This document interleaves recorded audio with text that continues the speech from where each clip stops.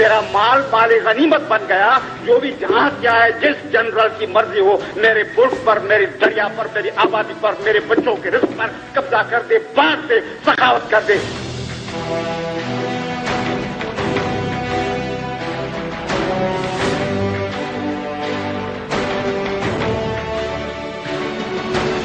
Clean shave दहशतगर्द, अटारीन वाला दहशतगर्द, गैर जाइन वाला किचन वाला दहशतगर्द, ये सब कातल जला दे इंसान जात का दुश्मन है।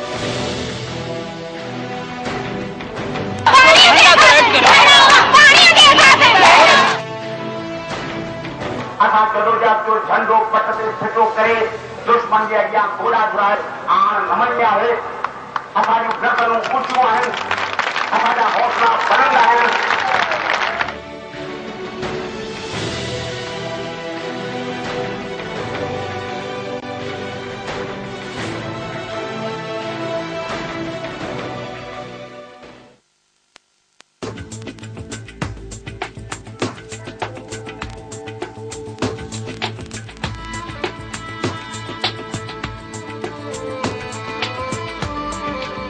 सिंध सदियनि खां आलमनि, स्कॉलरनि, मुफ़क्रनि ऐं ॾाहनि माण्हुनि जो देश पे रही आहे।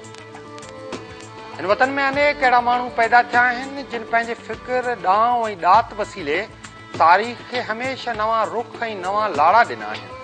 हूअं बि तारीख़ में कंहिं फ़र्द जो किरदारु त हमेशह अहम रहियो आहे। मुहक़क़नि मूजिबि तारीख़ जेतोणीकि मारूज़ी हालतनि जे आधार ते अॻिते वधे थी, पर उन तारीख़ जी रफ़्तार खे लगाम ॾियण में बहरहाल पंहिंजे पंहिंजे वक़्त जे ॾाहनि, आलमनि, अदीबनि, शाइरनि, फ़नकारनि, अॻवाननि, फ़ैलसोफ़नि ऐं सूरमनि जे किरदार खे कंहिं बि तौरु नज़रअंदाज़ नथो करे सघे। इहो बि सच आहे त मारूज़ी हालतूं गैर मामूली फ़र्द पैदा कनि थियूं ऐं मोट में उहे ई फ़र्द तारीख़ जे धाराउनि खे तब्दील बि करे छॾीनि था। सिंध जे सुजाण शाइर शेख हयात शायदि अहिड़नि माण्हुनि लाइ ही सिटूं ख़लकियूं हुयूं त के माण्हू तारीख़ थियनि था घायल धरती जे सीने जी अहिड़ी गहरी चीख थियनि था जा हर कंहिंखे जाॻाए थी ऐं दुनिया खे बदिलाए थी।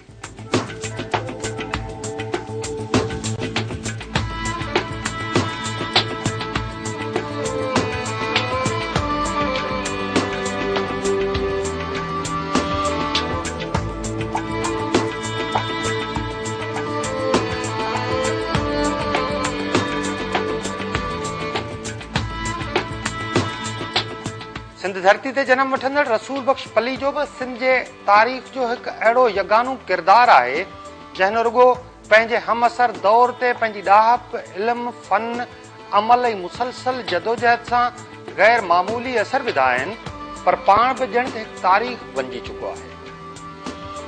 रसूल बख्श पली जेके वेझे खां ॾिसंदड़ माण्हू या दावा कनि था त हिन शख़्स जी ज़िंदगी जा अनेक रंग ऐं रूप आहिनि, पर उन्हनि समूरनि रंगनि जो रूह हिकु ई आहे, इनकलाब। इहो इनकलाब रुगो सिंध जे पोरियत अवाम लाइ ई न, पर समूरी इंसान ज़ात लाइ, समूरी धरती लाइ ऐं दुनिया जे समूरे पोरियत मज़लूम अवाम ऐं मज़लूम क़ौमनि लाइ बि।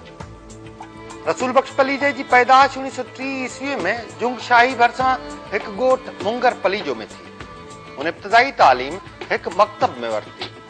अख खोलण खां मींदे मियाँ जी जे मकतब में पढ़ण ताईं रसूल बख्श पलीजे जी ज़िंदगी जा हालात बि ॾाढा अजीब रहिया।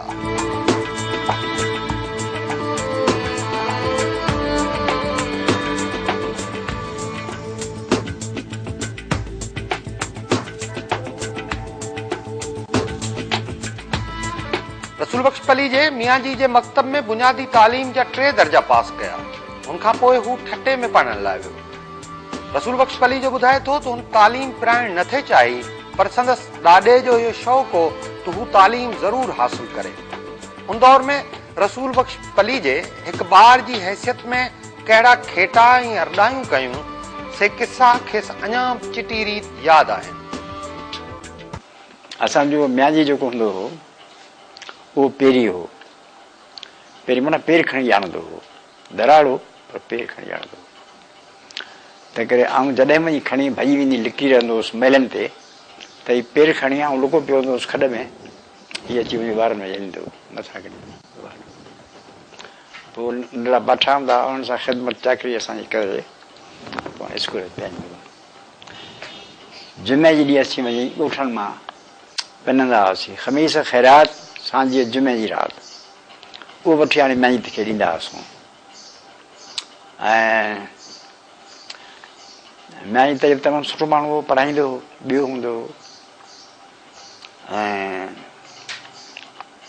छोकिरा सभु सुठियूं ऐं सुहिणियूं छोकिरियूं ऐं छोकिरा गॾु पढ़ंदा हुआ सभु नंढड़ा हुआ उहे विराए खणंदा हुआ हीअ छोकिरी मुंहिंजी आहे हिन सां तूं न ॻाल्हाइजांइ हीअ मुंहिंजे छोकिरियुनि खे ख़बर ई कान हूंदी हुई हू पंहिंजी प्रॉपर्टी विराए छॾींदा हुआ इहो मसइलो थींदो तकलीफ़ूं हुयूं पर मज़ेदार बि हुआ मज़ेदार ॻाल्हियूं हुयूं। पोइ अॻिते तालीम पंहिंजी कीअं रही? ठटे में रहियसि उते मुंहिंजो शर्त हो बाबा साहिब मूंखे म्यान जी जिते वञा थो स्कूल में हमेशह खां वठी मुंहिंजो हो जिते वञा थो उते मूंखे ख़र्ची ॾींदो उहो मास्तर तव्हां पढ़ंदो त कोन पढ़ंदुसि नंढो जॾहिं हुउसि त इन खां बि म्यान जी स्कूल खां अॻु में बि आउं मस्जिद में पढ़ंदो हुउसि मुंहिंजो ॾाढो मूंखे वठी हलियो मुंहिंजो आउं पढ़णु नथो चाहियां मूंखे पढ़णु न खपे ॾाढो मूंखे भाईंदो हो ऐं छो पढ़ां चवंदो तोखे इलाही फ़ाइदा थींदा मूंखे कहिड़ो थींदो चई पढ़े वांगुरु तूं तपेदार थींदे मुंहिंजो कॾहिं मूंखे ऑर्डर मिलंदो चई जल्दी मिलंदो पोइ तपेदार थी मूंखे छा मिलंदो चई गिदरा मिलंदा अंब मिलंदा इलाही सुठियूं शयूं ठीकु आहे पोइ 15 ॾींहंनि खां पोइ मूं इनकार करे छॾियो चई छो मुंहिंजे 15 ॾींहं थी विया अञा ऑर्डर ई कोन आयो आहे गिदरा कोन आया आहिनि पोइ मुंहिंजो ॾाढो घोड़े ते चाढ़ियो उन्हनि ॾींहंनि में बसूं कोन हुयूं घोड़ा हुआ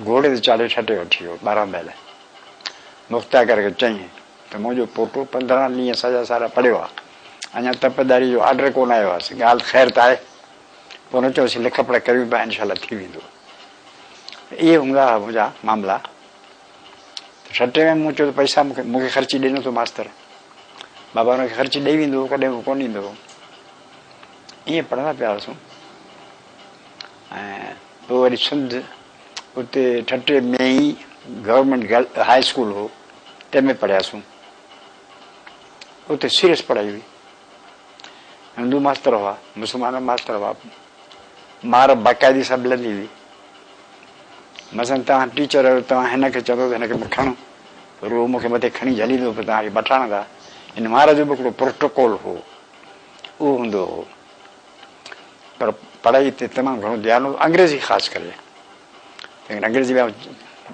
शौक़ु हो सभिनी मुक़ाबिलो त केरु अंग्रेज़ी में ज़ोर आहे अंग्रेज़ी असां उतां ठटे हाई स्कूल में सिखियासीं। रसूल बख्श पलीजे जी जॾहिं ठटे में तालीम मुकमल थी त खेसि सिंध मदरसे में पढ़ण लाइ मोकिलियो वियो पर हू स्कॉलरशिप जो इम्तिहान पास करे न सघियो। संदसि अमड़ खेसि पढ़ण लाइ टंडे बागे ते मोकिलियो पर हुन पढ़ण लाइ टंडे बागे वञण बदिरां सिंध मदरसे जो रुख कयो ऐं उते संदसि मुलाक़ात सिंध जे आलम ऐं फाज़िल उस्ताद डॉक्टर अलामा उमर बिन मोहम्मद दाऊद पोटे सां थी जंहिं रुगो रसूल बख्श पलीजे खे मदरसे में पढ़ण लाइ दाख़िला ॾिनी पर खेसि कपड़नि जी तयारी लाइ बि कुझु ॾोकड़ ॾिना। तव्हांजा उस्ताद कहिड़ी तबियत जा हुया भाईंदा हुआ उन्हनि जो ख़्यालु हूंदो त ॿारु पढ़े या अञा ॿी कहिड़ी तबियत जा माण्हू हुआ? उस्ताद सभु था चवनि त असांजा उस्ताद सुठा हुआ पर उस्ताद घणो करे 70% 80% निकम उस्ताद त हुई कोन मूंखे सुझे ई कोन को निकम हुजे हा हा नॉट एट ऑल पर तमामु घणो सीरियस हुआ तालीम जे बारे में यानी मुंहिंजी तबियत में हिकिड़ो ॿारु गैर हाज़िर रहे त महिलनि जा महिल पंधु करे पेर खणी हुनखे जॾहिं पकिड़े वठी वेंदो। हिकिड़े भेरे इम्तिहान थियो जुंगशाई में उते हिंदू घणो करे नौकिरियुनि में सभु हिंदू हूंदा हुआ मुस्लमान थोरा हूंदा हुआ त उन हिंदू साहिब आयो इम्तिहान वरितईं मूं हुनखे चङे तरह जवाब ॾिना मुंहिंजो हेडमास्टर स्कूल जो हुन शाह साहिब जो नानू या इन क़िस्म जो माइट हो वेझो सजाद अली शाह जो उन मूंखे कुल्हे ते खणी चइनी क्लासनि में घुमायो ऐं सभिनी खे ऐलान करे चई त हीउ छोकिरो लीडर थींदो। उन्हनि ॾींहंनि में तसवर लीडर जो वॾो हो, गांधी बि हो, जना हो, नौकरियूं इहे मुख़्तियारियूं एतिरी अमेरिका न, इहे मुस्लमान वॾनि उहिदनि वारा हवाई कॉलोनी जो उनजो मिसाल ॾिजी, तंहिं करे चई लीडर थींदो। उनखे एॾी ख़ुशी थी, एॾो अथाह थियो, कुल्हे ते खणी बि घुमाई। ईअं को शागिर्द सुठो कमु कंदो त हैरान थी वेंदा हुआ। पढ़ाई ते तमामु घणो ध्यानु हो, तमामु यानी मोहम्मद ख़ान मजीदी आस पास मां ख़ैरात वठी माण्हुनि खे फाइनलूं पास कराईंदो हो। हीउ जो मौजो आहे सिंध बची वई आहे, उहो मास्तरनि जे करे थियो आहे। चंद माण्हू ॿिया पर मास्तर, डॉक्टर दाऊद पोटो, ॿिया सॼे जहान जा जेके मास्तर हुआ सिंधी, तिन ज़िंदगी मौत जो मसइलो करे सिंध में जेके हाणे जा हालत उरूज, हींअर त ख़ैर आसमान जे बुलंदियुनि ते आहे, अॻे फ़क़ति अणपढ़ियल हुई। हाणे अणपढ़ आहे त करोड़ रुपया ॾेई ख़र्च करे तव्हांखे डिग्री ॾींदा त जीअं तव्हां जाहिल रहो। तव्हांखे जे डिग्री न मिलंदी तव्हां ईअं कुझु न कुझु पढ़ंदव। जेके पढ़ण खां रोकण लाइ तव्हांखे डिग्री बि ॾिबी, नौकिरी बि ॾिबी, किथे ग़र्क़ थी वञो पढ़ो न। हाणे पढ़ाई हुई शऊर जे लाइ, तव्हांजो चवण जो मतिलबु इहो आहे। शऊर बि न, नौकिरी बि, इज़त बि, इक़्तिसादी ताक़त बि, मुक़ाबिलो लॻो पियो असांजा भाउर हूंदा हिंदू, तिन सां मुक़ाबिलो बि, शान मान बि, वॾी इज़त हुई साईं। असांजो ॻोठ जो माण्हू सोचियो त आउं मैट्रिक फेल आहियां। मैट्रिक फेल बि डिग्री हुई, का चर्चा जी ॻाल्हि न हुई त मैट्रिक जो इम्तिहान ॾिनई आहे, मैट्रिक फेल हो। सिंध मदरसे में तालीम दौरान जिते ॿियनि अनेक उस्तादनि रसूल बख्श पलीजे जी इल्मी तरबियत कई, उते ई सिंध जो महादानश्वर मोहम्मद इब्राहिम जोयो बि उन वक़्तु सिंध मदरसे में उस्ताद मुक़ररु थियलु हो। मोहम्मद इब्राहिम जोयो रसूल बख्श पलीजे जो उस्ताद बि आहे। खेसि वधीक ॼाण हूंदी त हिन अरडे नींगर जी तालीम ऐं तरबियत कीअं थी हुई। असांजे सिंध मदरसे में हिकिड़ो इम्तिहान जो तरीक़ो अहिड़ो हूंदो हो त जंहिं दर्जे जो या जंहिं क्लास जो इम्तिहान थिए उन खां वधीक जेको ॿियो क्लास में वेंदो त उतां जा जेके उस्ताद आहिनि से हुनजो इम्तिहान वठनि। त अंग्रेजी जो इम्तिहान जा पेपर 5 दर्जे जा जंहिं क्लास में हीउ पढ़ंदो हो उहे मूंखे ॾिनऊं ॾिसण जे लाइ। ऐं उन ज़माने में BA 5 दर्जे में 4 क्लास हूंदा हुआ, डिवीजन्स हूंदा हुआ, ABCD। त अंग्रेजीअ जे पेपर में मूं ॾिठो उनखे मार्कूं चङियूं सुठियूं मिलियूं, ॾाढियूं चङियूं, ऐं मूं ते हुनजे जवाबनि जो वॾो असरु दिलि ते थियो। ऐं उन ज़माने में आउं 6 दर्जो पढ़ाईंदो हुउसि अंग्रेजीअ में। पोइ जॾहिं इम्तिहान जो रिज़ल्ट निकितो त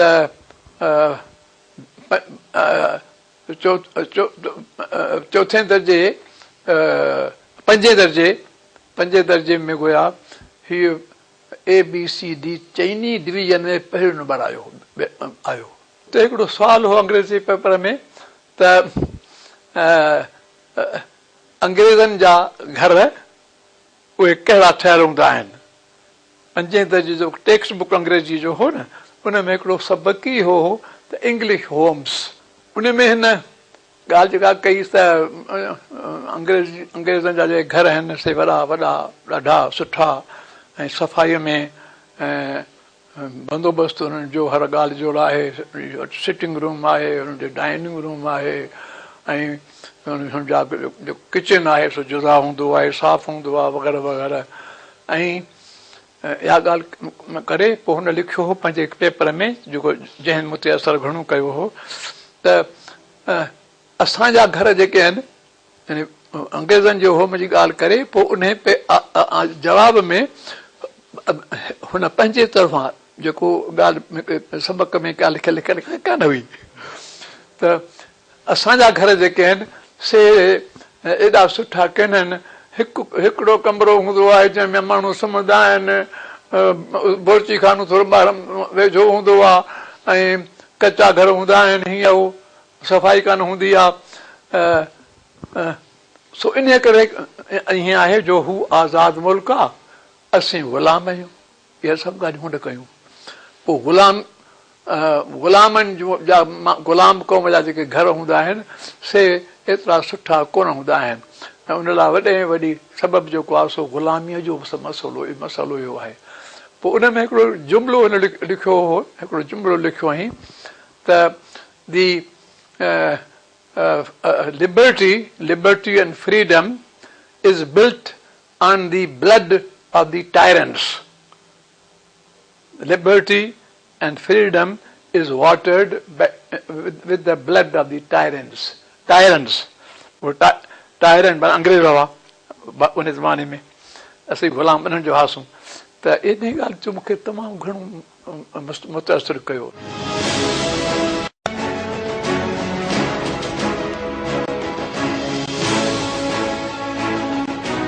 जंग जी साइंस आहे कि क़ौमनि खे कंगड़ो कीअं बनाए, अनपढ़ कीअं बनाए, बेवकूफ़ कीअं बनाए, मुग मटर कीअं बनाए, बुखियो कीअं बनाए, बताल कीअं बनाए, सोतमा कीअं कढिजे, ये साइंस है। इन ते वॾा प्रोफेसर लेक्चर ॾियनि था, किताब लिखियल आहे, माण्हू जो मग़ज़ ख़राब कीअं कजे, छो त उन्हनि जी ज़मीन ते कब्ज़ो कयो, अमेरिका खे सिंध जी ज़मीन ते कब्ज़ो कयो। रसूल बख्श पली जो अॼु नंढे खंड में सियासतदान जी हैसियत सां ॼातो ऐं सुञातो वञे थो। हू ॿुधाए थो त सियासत जो ॾांहुं खेसि नंढपुर में बि ईंदो हो। हू जॾहिं कराची जे मंघे पीर वारे इलाइक़े में वियो हो तॾहिं खेसि माउ जॾहिं ख़र्ची ॾियण खां इनकार करे छॾियो हो त पोइ हुन ख़र्ची जे उसूल लाइ छा कयो? अचो त इहा कहाणी संदसि ज़बानी ॿुधो। आउं पंहिंजे ॾाॾे जो प्यारो हुउसि, आउं घर जो शागिर्द होशियारु सम्झो वेंदो हुउसि। अम्मा ऐं असीं गॾु हूंदा हुआसीं, सदाईं असांजी ऐं अम्मा जी जंग लंदी रहंदी हुई। ॿिया ॿार हुआ पर गोड़ फसाद वारो आउं हुउसि।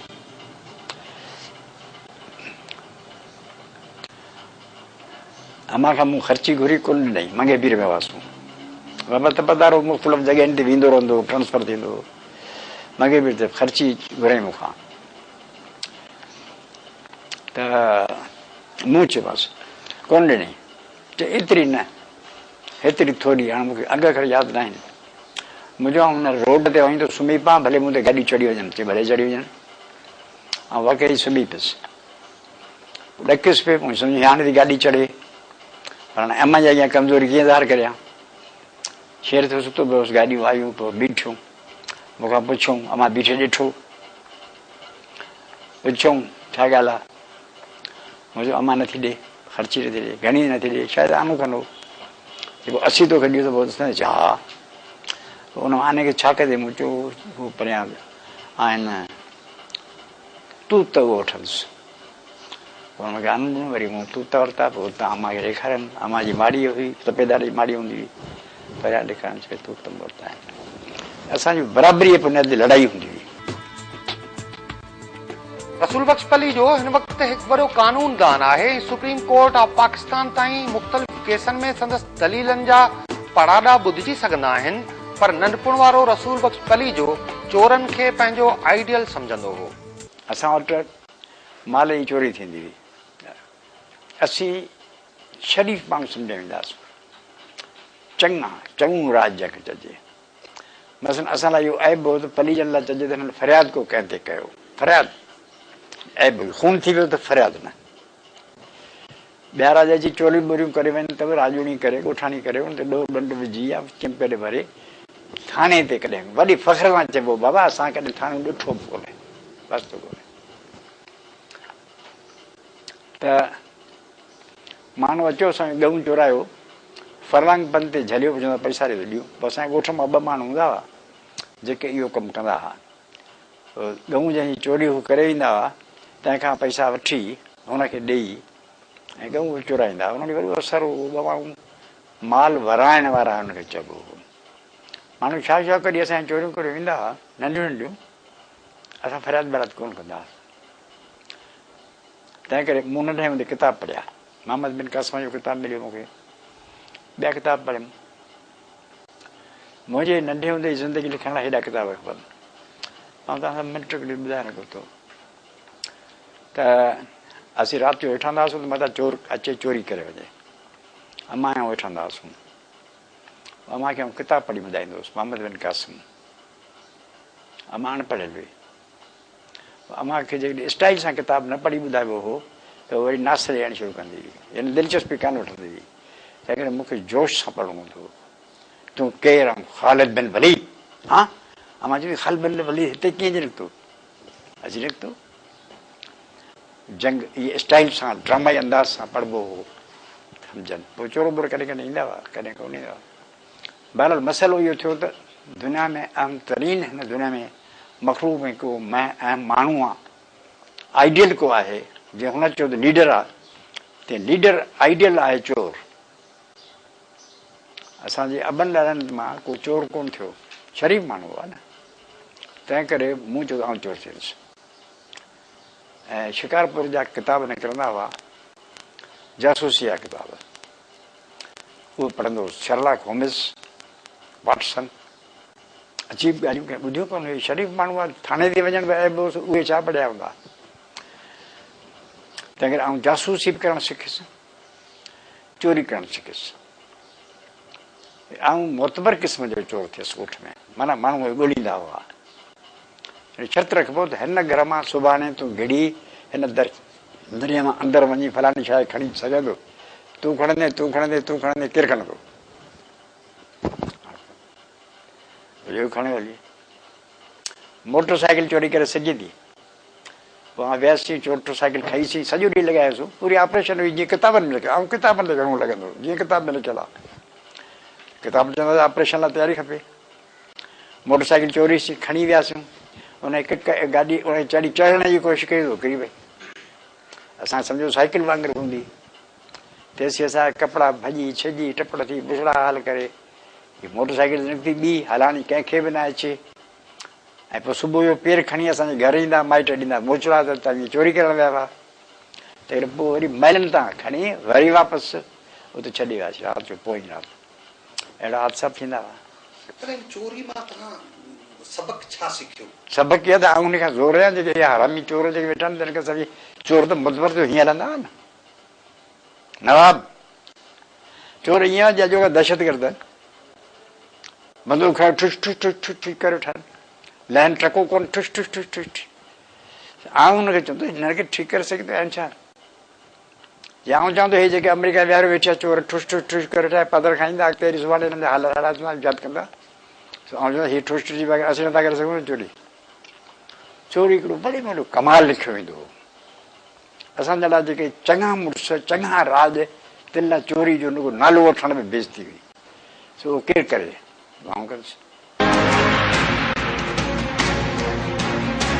हमें बार बार एक बात समझनी चाहिए कि ये पाकिस्तान पहले दिन से मकबूजा पाकिस्तान है। हम सिर्फ इराक को समझते हैं, अफगानिस्तान को समझते हैं मकबूजा है इलाके हैं, ये पहले दिन से मकबूजा इलाका है।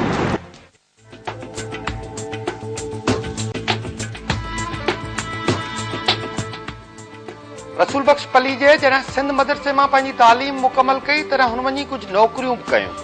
हू ॿुधाए थो त खेसि क्लार्की खां मथे का नौकरी मिली ई न सघी, पर उहे नौकरियूं बि हू करे न सघियो। सहाफ़त खां वेंदे क्लार्कियनि ताईं हुनजी ज़िंदगी जो सफ़र कीअं रहियो, से ॻाल्हियूं बि अॼु जे दौर में ॼण त ॾाढियूं अजीब थियूं लॻनि, पर उहे ॻाल्हियूं हक़ीक़त ज़रूरु आहिनि। उन करे ई ही साफ़ गो इंसान उन्हनि ॻाल्हियुनि ते को पर्दो रखणु मुनासिब नथो सम्झे। सिंध में मदरसे खां पढ़ण खां पोइ मूं ॿ कम कया। ऐं साफ़ हुयुसि तव्हांजो, ऐं नई सिंध जो एडिटर थियुसि ऐं तमामु घणो लिखंदो हुउसि अख़बार में, तमामु घणो, ॿ टे कालम लिखंदो हुउसि। मौलवी सीताई एडिटर हूंदो हो, पोइ हिन पासे ॿिया एडिटर हुआ, कादर बशीर निज़ामानी एडिटर हो, ऐं मशहूरु मरूफ़ सहाफ़ी हुउसि कराची जो। नवाबज़ादो ही लियाकत अली ख़ान, खोड़ो मिनिस्टर हूंदो, चीफ मिनिस्टर, उनजे बि वेंदा हुआसीं फॾे फॾे माण्हू वटि, इन्वेस्टिगेटिंग रिपोर्ट कंदो हुउसि, ईअं हलिया हुउसि। पोइ नौकरियूं कयूं, क्लार्कियूं घणो करे ऐं आउटवर्ड क्लार्क हूंदो हुउसि। घणो करे मूंखे सभिनी नौकरियुनि मां कढी छॾींदा हुआ। माण्हू मूंखे हथ वधा, महिरबानी करे हींअर ई वञा ॾियो, सेकंड में बीह, हिते न बीह। ऐं कम ई अहिड़ा कंदुसि। मिसाल तौर मास्तर विया स्ट्राइक ते, सिंध जा मास्तर, सॼी सिंध में तारीख़ कई मास्तर सां ज़ुल्म आहे, ॻाल्हियूं ॿोलियूं हलियूं। गवर्नर सिंध जो हो पंजाबी हो, चीफ सेक्रेटरी हो हाशिम मुहाजिर हो, हिते चीफ कमिश्नर शाइर हो, ट्रक्स वग़ैरह हलियूं। हिकु हिकिड़े ॾींहुं वेठो हुउसि त मूंखे पटियाले चयो त तोखे सीनियर क्लर्क घुराए थो, वैसे हुन वटि चई कल्ह हीअ जेका लिख पढ़ मास्तर वारी तो हलाई आहे मुंहिंजो, हा। चई तोखे सुपरटेंडेंट घुराए थो, ॿियो सुपरटेंडेंट चई तो लिख पढ़ हलाई आहे मुंहिंजो, हा। असिस्टेंट सेक्रेटरी वटि वञ, हुन वटि वियसि, हुन डिप्टी सेक्रेटरी मोकिलियो राहू जो, हुन चयो त वञ सेक्रेटरी वटि। उन्हनि ॾींहंनि में सेक्रेटरी एजुकेशन हाशिम हो, जेको शाइर हो, तमामु वॾो शाइर हो, बातो हूंदो हो। मूंखे चई छा लाइ वई, मूंखे हिननि चयो अलाए छा लाइ। ख़ैर हुन वियासीं, हुन पुछियो छा ॻाल्हाए, हुन अलाए छा ॻाल्हायो, मुंहिंजे तो गवर्नर घुरायो आहे। गवर्नर नालो मूंखे विसरी वियो, थोरी देरि खां पोइ ईंदो। चई छा आहे, मूंखे ख़बर न छा आहे, हीअ कपिड़े तो मोकिलिया, चई आऊं 12 महीना ते वेठो आहियां, जहिड़ा हलिया आहिनि फसाद हलिया आहिनि, मूं हुन जी मस मस करे एग्री करे ठाह करे पघार मुक़ररु करे हुन जी वधाई आहे। तो हुन जी मुक़ररु गवर्नमेंट जो रेज़ोल्यूशन जेको तो कढियो आहे तंहिंमें हुन जी पघार घटिजी वई आहे, सभु माण्हू स्ट्राइक ते हलिया विया आहिनि। मूं कंपेयरिंग कंदड़ में अंग अखर में सो ग़लतियूं करे पघार जेका वधणु खपंदी हुई ॾाढी लेट नोटिफिकेशन वियो त बाहि वठी असांजी एतिरो विड़ियासीं, एतिरा फसाद थियासीं, हिन तूफ़ान करे छॾियो। मूंखे चई हींअर हितां वरी ऑफिस जो मुंडस सेठी हूंदो असांजो डायरेक्टर इंडस्ट्रीज़ जो, तंहिंमें घुरायो, आउटवर्ड क्लार्क तूं ई, मुंहिंजे आऊं आहियां। अच्छा हीउ तो कढियो लेटर, मुंहिंजो, हा। ॾिस किथां वियो आहे, मुंहिंजे हितां वियो आहे, वापसि पढ़ त कहिड़ा एड्रेस कयो आहे तो, डायरेक्टर ऑफ इंडस्ट्रीज़ बॉम्बे, तंहिं जाइ ते मुल्क शेर डायरेक्टर ऑफ इंडस्ट्रीज़ कराची। यानी लेटर बि आऊं तो मोकिलियां, अॼु अचे मूं ॾांहुं पियो, चयो हिन में अंदरि छा आहे, हिन में अंदरि कुझु कोन्हे, हिते थोरो मूं करेक्शन कई आहे, मुंहिंजे लिखणी ते तो करेक्शन कई आहे, मुंहिंजो ग्रामर ग़लति हुई न, चई जेका बि ग्रामर जी मूं ग़लतियूं कयूं सभु तो करेक्शन कयूं, मुंहिंजे करेक्शन त करणी आहे न।